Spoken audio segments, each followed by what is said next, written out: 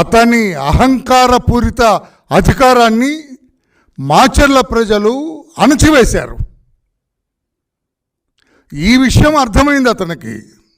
ఈ నెల 13వ తారీఖున పోలింగ్ జరిగేటప్పుడే, ఓట్లు వేసేటప్పుడే అతని నేర సామ్రాజ్యంలో ఉండే ప్రజలందరూ తిరుగుబాటు చేశారు, అతన్ని తిరస్కరించారు,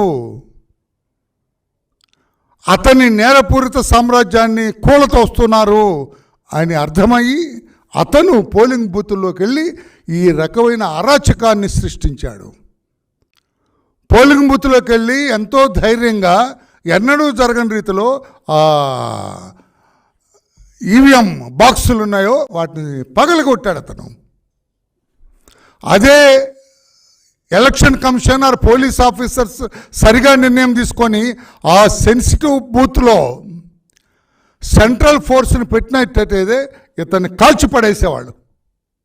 బాక్స్ పగలగొడితే వారి కళ్ళ ముందు సెంట్రల్ ఫోర్స్ ఉన్నట్లయితే ఫైర్ ఓపెన్ చేసి ఉండేవాళ్ళు, ఇతన్ని కస్టడీలోకి తీసుకుని ఉండేవాళ్ళు.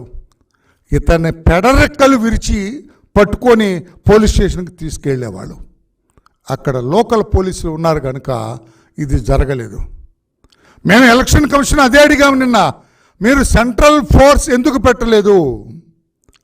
ఎప్పుడైతే అది సెన్సిటివ్ బూత్ కింద డిక్లేర్ చేయబడిందో, ఎప్పుడైతే ఆ కాన్స్టిట్యుయెన్సీ సెన్సిటివ్ కాన్స్టిట్యుయెన్సీ కింద నిర్ణయించబడిందో అప్పుడే మీరు సెంట్రల్ ఫోర్స్ని ఆయా బూతుల్లో పెట్టుండాలా.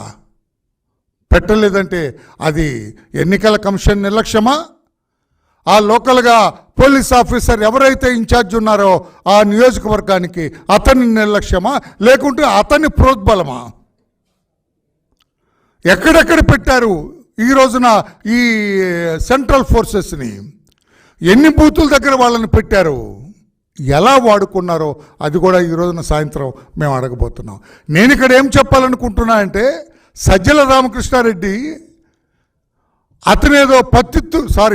అతనేదో చాలా పవిత్రుడు, ఏ నేరం చేయని అమాయకుడు, జగన్మోహన్ రెడ్డి గారికి అత్యంత ఆప్తుడు, జగన్మోహన్ రెడ్డి గారికి ఇష్టమైన వాడు, అతను అలా బాక్సులు బద్దలు కొట్టేవాడు కాదు అని సజ్జల రామకృష్ణారెడ్డి గారు మాట్లాడుతున్నారు. అయ్యా సజ్జల రామకృష్ణారెడ్డి గారు, ఇంకా ఎందుకు బుకాయిస్తారు? ఇంకా ఎందుకు మీకు మేకపోతు గాంభీర్యం?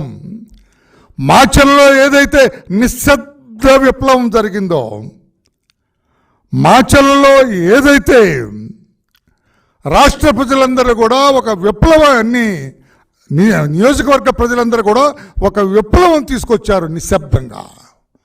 అదే విప్లవం ఆ పిన్నెల్లి రామకృష్ణారెడ్డి అవినీతి సౌధాన్ని కూలదోసింది.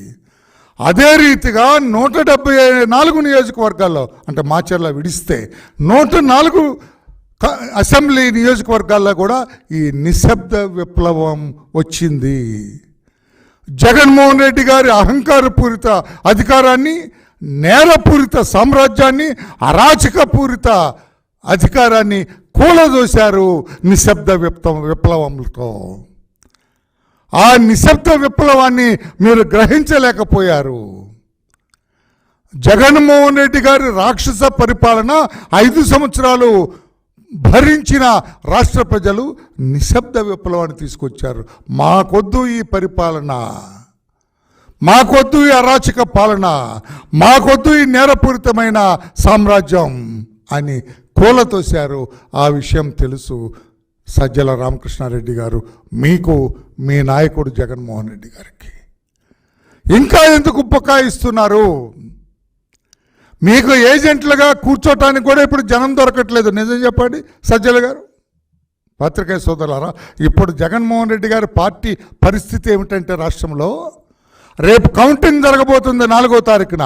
4వ తారీఖున జరగబోయే కౌంటింగ్కి ఏజెంట్లు కూడా దొరకట్లేదు వీళ్ళకి. It is very sorry. ఏమన్నా ఎఫ్ఐఆర్ ఇది, చాలా బాధతో కూడుకున్న ఎఫ్ఐఆర్ ఇది.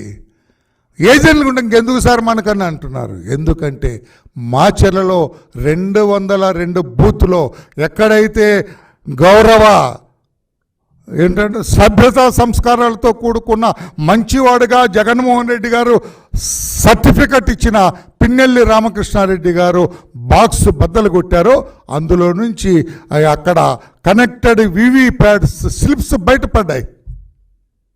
ఆ వీడియోలో చూసారో లేదో, నేను అక్కడ చూపిద్దాం అనుకున్నాను. Get it now. అక్కడ పడిపోయినాయి. అవి చూస్తే 26 పడిపోయినాయి, 28 అనుకుంటున్నాను. ఆ 28 వివి ప్యాడ్ స్లిప్స్ పడిపోతే అందులో 6 వైసీపీ, 22 టీడీపీ. 22 టీడీపీ స్లిప్స్ అంటే ఓట్లు బయటపడ్డాయి. ఇక్కడ 6 అంటే ఈ రేషియోలో అర్థమైపోయింది. అందుకే అతను బాక్స్ బద్దలు కొట్టాడు. నిశ్శబ్ద విప్లవంలో తెలుగుదేశం పార్టీకి బ్రహ్మాండంగా ఓటింగ్ జరుగుతుంది, ఓట్లు వేస్తున్నారు.